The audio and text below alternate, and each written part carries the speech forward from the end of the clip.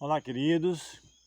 Mais uma vez, Deus nos dá o privilégio de trabalharmos mais um tema nessa sequência da vida de Jesus. No último estudo falamos sobre ele será chamado Filho do Altíssimo, pontuando ali alguns detalhes importantes sobre o nascimento de Jesus, comparando o que descreveu Mateus e também Lucas. E há um aparente silêncio desse período dali da sua apresentação de Cristo no seu nascimento, até agora um segundo momento, com idade de 12 anos, novamente a Bíblia volta a fazer menção de Cristo, e num sentido especial aqui o menino Jesus no meio dos doutores, ou a visita pascual, onde eles vêm para a festa da Páscoa, que aliás era um costume. Israel tinha pelo menos 7 festas anuais, e dessas 7, em pelo menos 3 delas, eles eram convocados a estar ali em adoração, onde todos deixavam seus afazeres e vinham para a adoração. E segundo esse costume, Cristo, ao fazer os 12 anos, veio com seus pais, que a cada ano eles iam, e ao completar 12 anos ele também veio. Então era costume também de que, a partir dos 12 anos, o menino era chamado filho da lei, ou filho dos profetas, onde ele poderia também estudar, aprofundar mais o seu conhecimento naquelas escolas. Até falamos dela na nossa série de estudos sobre o Antigo Testamento, a Escola dos Profetas, que foi criado com um objetivo muito importante, que serviu realmente como uma barreira das corrupções, da idolatria, a formar jovens, preparar jovens para o ministério, mas que nos dias de Cristo não estava correspondendo muito bem ao objetivo pelo qual era proposto. Estava mais cheia de máximas, ideias humanas, filosofias humanas, do que simplesmente um conhecimento real do Eterno. Quero convidar você mais uma vez a nos prostrarmos diante do Senhor em reconhecimento, em gratidão pelo aquilo que o Senhor e pedir-nos que o Senhor nos ilumine a mente e o coração para entender a sua palavra. Eterno Deus, amorável Senhor, pedimos perdão pelo aquilo que tivemos falhado em pensamentos, palavras ou ações. Rogamos a unção do Teu Santo Espírito e que possamos entender a Tua palavra sobre o ministério de Cristo, já ainda na infância, onde demonstrava ser dependente do Senhor, e assim possamos também crescer a cada dia na graça do Senhor. Dá-nos a Tua paz, dá-nos a Tua graça, te pedimos e agradecemos em nome de Cristo. Amém.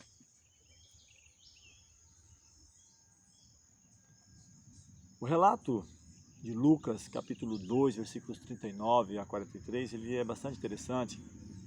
Ele diz assim que, e quando acabaram de cumprir tudo segundo a lei do Senhor, voltaram a Galiléia para a sua cidade de Nazaré. Ou seja, do estudo anterior que nós fizemos ali, da apresentação do templo, nascimento, de oferecer ali o 8º dia ali a circuncisão, levar ali os pombinhos, que a família de Cristo era uma família pobre, né?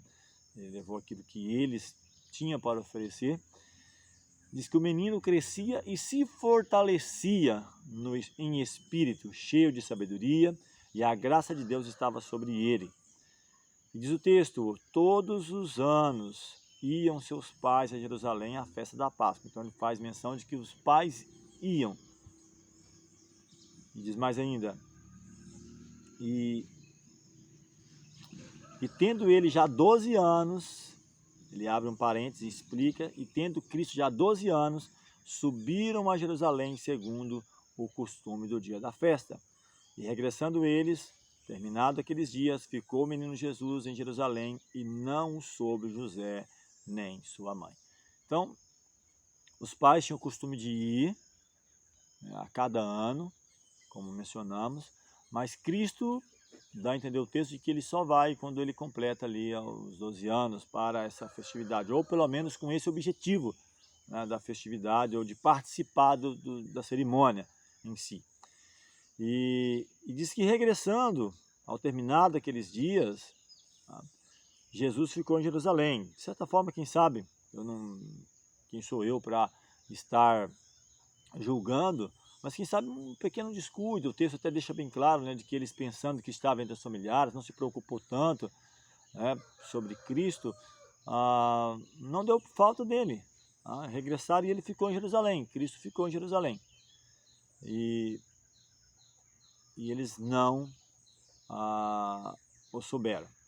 A infância e juventude de Jesus, né, falando um pouquinho antes desse período dele ir ao templo adorar, foram passadas em uma pequena aldeia montanhesa, como o texto diz lá, onde ele volta com seus pais. Não haveria lugar na terra em que não tivesse sido honrado, né, com a presença de Cristo. Ele que é, justamente como eterno, criou todas as coisas, né? Então não teria local ou palácio reais onde não teria sido um privilégio, né, receber Cristo. Mas ele passou por alto, né, esses lares afortunados, as cortes da realeza, as famosas sedes do saber, para fazer o seu lar, ou do seu lar, a obscura e desprezada Nazaré. Até mesmo quando os discípulos, né, ali vai fazer o anúncio falando sobre Cristo, achamos o Messias, e ele fala, pode porventura vir alguma coisa boa de Nazaré? Aqui ainda no capítulo 2, versículos 40, diz que esse primeiro relatório da primeira parte da vida de Jesus é interessante, porque diz que o menino crescia e se fortalecia em espírito, cheio de sabedoria, e a graça de Deus estava sobre ele. Não frequentou as escolas dos profetas, até mesmo alguns se admiravam, como esse sabe letras, não tendo estudado, não que Cristo não soubesse, havia aprendido ali, né, com sua mãe, foi o primeiro mestre humano, né? Foi a sua mãe, e dos rolos ali dos livros dos profetas, aprendeu as coisas celestiais. Parecia como que ele soubesse todo o Antigo Testamento, e poder citar as palavras, as próprias palavras, né, por ele ditas a Moisés, né, como o capitão do exército do Senhor, aquele que orientou, como mencionei, foi aquele que guiou, aquele que criou as coisas e que guia o povo de Israel, aos patriarcas, os profetas, que aparece ali a Abraão, diz eu sou, a Moisés, e em cada período é importante, que agora está aprendendo, ele deixa o cetro do governo com seu pai e está aprendendo, e ao avançar da infância para a juventude, não procura ali a escola dos rabis, não necessitava dessa educação, obtida dessas fontes, porque ela estava, como mencionei a princípio, quando fundada por Samuel e depois restaurada por Elias, cumpriu sim um papel, né, muito importante, né, como barreira para a impiedade naquela época, mas que estava corrompida aqui com as máximas humanas, com as tradições humanas. E a pergunta feita, né, durante o ministério de Salvador, que eles fizeram em João 7, verso 15, como sabe esse letras não a tendo aprendido? Né? Como pode? Então, ou seja, ele sabia, mas não no sentido formal. Ele havia aprendido ali com a sua mãe, dos rolos dos profetas, que era a Bíblia do Antigo Testamento, não da maneira como temos hoje, organizadinha, bonitinha ali, mas aprendeu dali, da natureza, ao estar estudando a natureza que ele mesmo havia criado, estar buscando cada dia dessas inspirações, conhecendo, compreendendo, buscando entender ali.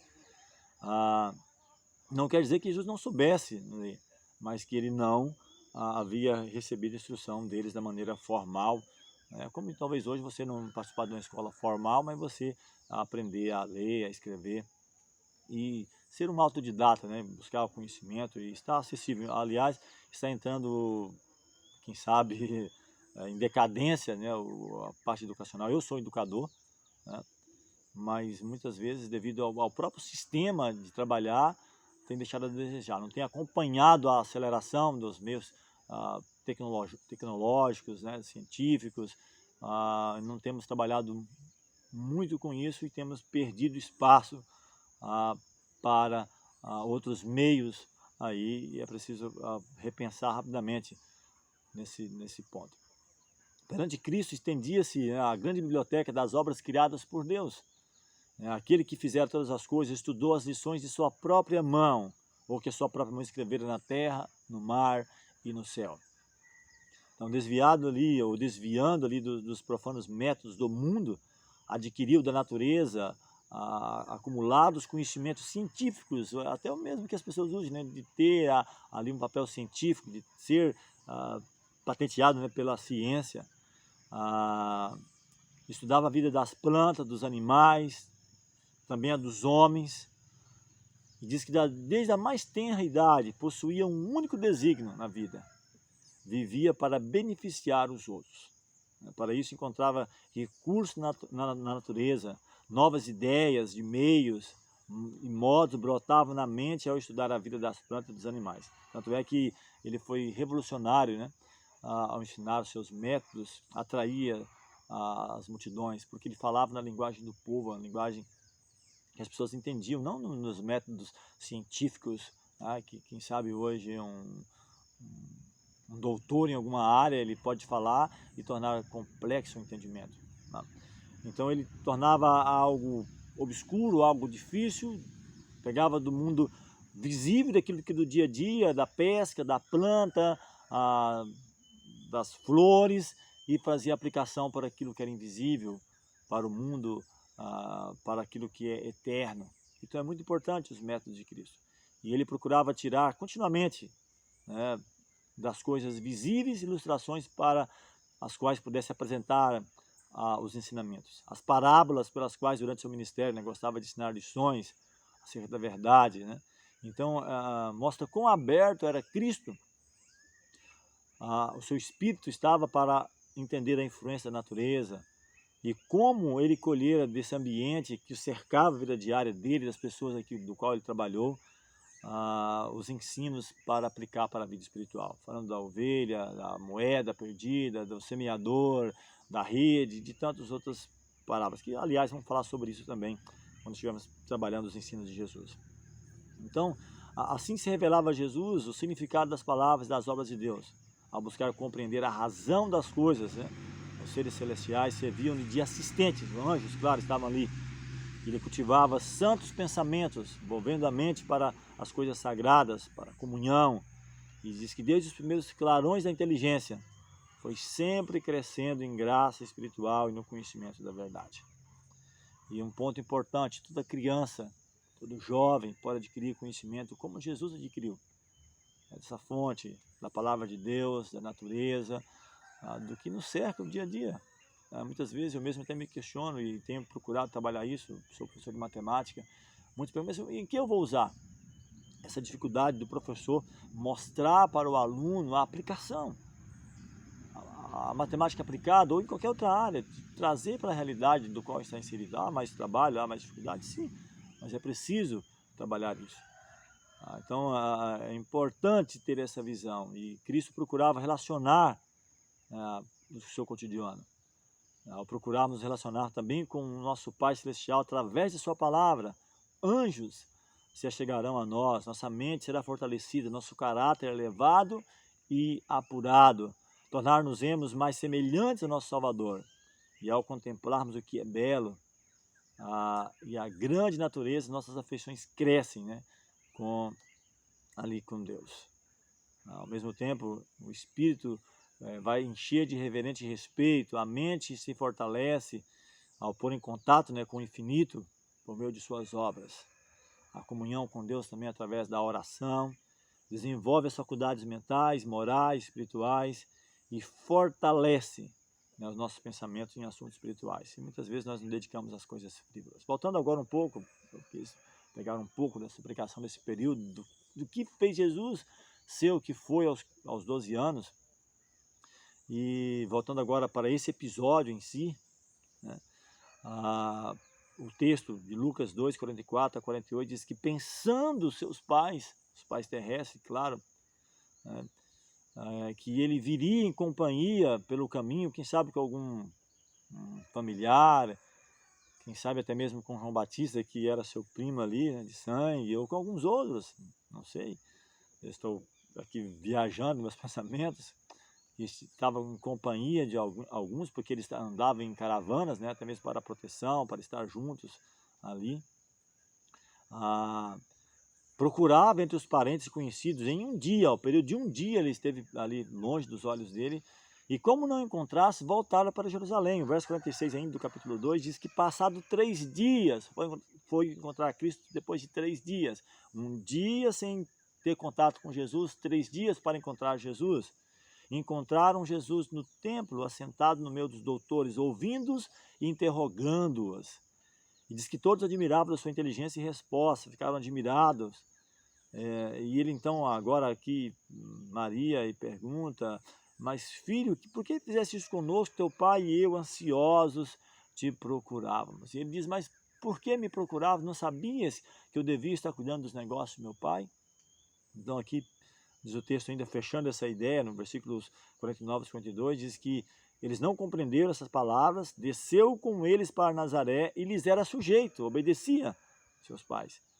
E sua mãe aguardava em seu coração essas coisas, e crescia Jesus em sabedoria, em estatura e em graça para com Deus e os homens. Então o autor só coloca isso, que ele crescia em sabedoria, estatura e graça diante de Deus e dos homens. Mas não dá detalhes muito desse período, desse silêncio. Eu vou falar sobre isso no nosso próximo tema também, dos 12 aos 30 anos, quando ele começa o ministério público. Então eu quero pontuar alguns pontos importantes aqui. Primeiramente, um dia em que os pais de Jesus perdem ele de vista, demora 3 dias para buscar. E como eu e você pode também perder Cristo de vista? Quem sabe com conversas frívolas, músicas que não agradam a Cristo, filmes ou quem sabe novelas ou qualquer outra coisa que pode tirar o nosso foco das coisas espirituais, que não nos eleva, livros, ou qualquer outra coisa que não nos eleva, que não nos aproxima dele, que não nos edifica, que não nos faz crescer. Palavras, pensamentos, ações, em vários pontos, tá? Que pode nos afastar dos retos princípios de Cristo.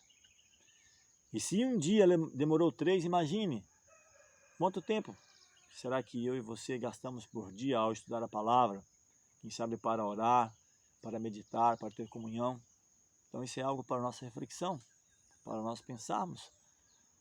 Será que estamos realmente gastando o tempo necessário para meditar na vida de Cristo, na palavra dele, nos seus ensinos para nós?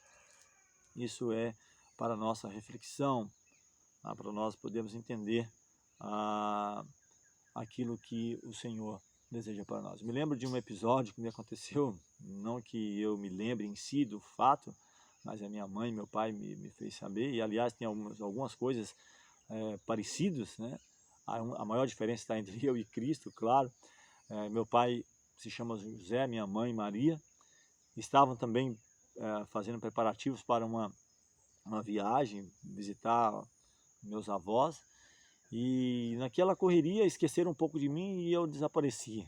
E me procuraram em um canto, em outro, debaixo da cama, no poço, e no local e outro, não me encontraram. Até que meu pai olha para o pasto e me encontra, morava numa região ali de sítio, e me vê segurando ali no rabo, na cauda da vaca das mais bravas do pasto. E meu pai desesperado, sem saber o que fazer, com medo até, e ele mais encontra força, porque o seu filho estava ali, e ele vai ali e consegue me tirar. Diz que até a pessoa comenta com meu pai depois que aquela vaca era uma das mais bravas. Com certeza meu anjo estava ali me protegendo, o anjo da guarda, os anjos do Senhor acampando, né, protegendo. E que me chama a atenção, né, de que a grande diferença estava no que eu estava fazendo. Cristo aos 12 anos estava entre os doutores, e ele não foi ali como quem queria ensinar, apesar de que ele tinha condições para isso. Eles estavam admirados. Como ele tem esse conhecimento? Parecia saber toda a Bíblia. Ele veio como quem queria aprender, fazendo perguntas. E quando eles respondiam, Cristo então fazia a sua pontuação. Mas não está escrito isso, não seria porventura assim? Eles ficavam admirados. Mas como? E até mesmo queriam trazer Jesus para as suas escolas, até mesmo para vangloriar-se do conhecimento daquele prodígio, daquele menino que mesmo sem um estudo formal nas escolas dos profetas, cresceu em conhecimento, em graça, em estatura, aprendendo da palavra de Deus, da natureza, ali ao meditar, ao refletir, ao estar, quem sabe, refletindo mesmo no dia a dia, das situações, das plantas, dos animais, das pessoas, e tirando lições para aprender. E eu fiquei a comparar e vendo, né, era um preparativo para a viagem, igual ao José e Maria, meus pais também têm esse nome, essa grande diferença entre o que eu estava fazendo. E quem sabe entre o que você, ou quem sabe teu filho, não sei, ou meu filho, ou os jovens, alunos, o que a nossa juventude está procurando? Qual é o objetivo? As brincadeiras do momento? Será que temos essa preocupação de Cristo aos 12 anos? Estava ali entre os doutores, ouvindo, interrogando o que nossos filhos têm procurado fazer, o que os nossos jovens têm procurado fazer. Será que é alimentar-se da palavra de Deus?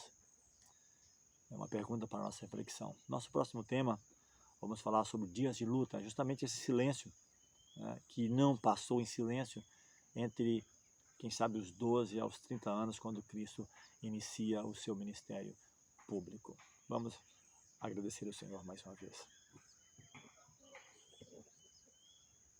Amorável Deus, bondoso Pai, mais uma vez nos prostramos diante do Senhor, te agradecemos pelo cuidado, a proteção, pelas vitórias alcançadas e rogamos a iluminação do teu Santo Espírito.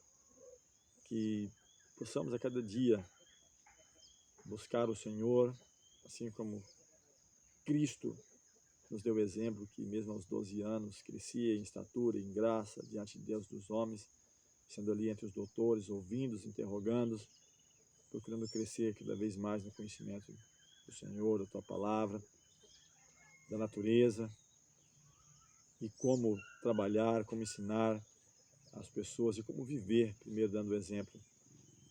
Dá-nos a Tua direção, te pedimos essas bênçãos e agradecemos em nome de Jesus.